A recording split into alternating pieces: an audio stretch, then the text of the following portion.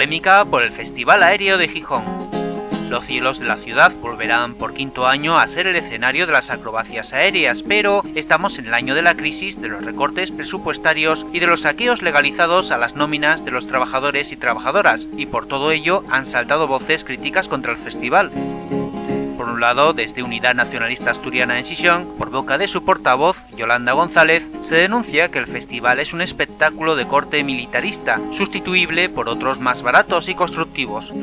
Además, recuerdan a la opinión pública que el presupuesto de este tipo de festivales supera los 60.000 euros, lo que ha obligado a suspenderlos en otras ciudades ante la situación de crisis.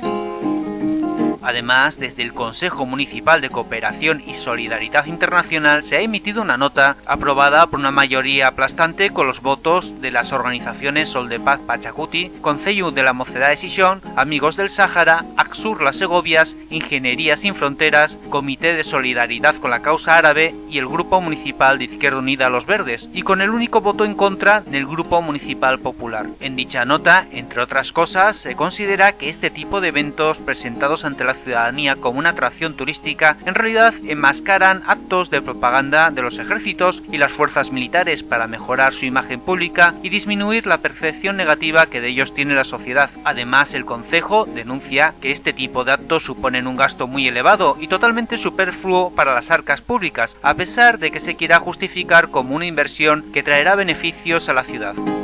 Para finalizar, la nota aporta una reflexión muy curiosa, y es que afirma que, textualmente, sería muy interesante conocer el costo real de esta actividad, pero no hay transparencia. Resulta muy curiosa, ya que Izquierda Unida Los Verdes forman parte del gobierno municipal, junto con el PSOE, que ocupa la alcaldía y la mayoría de las concejalías. Por ello, parece muy extraño que la coalición de izquierdas acuse de falta de transparencia a la hora de llevar los euros públicos a sus propios socios de gobierno.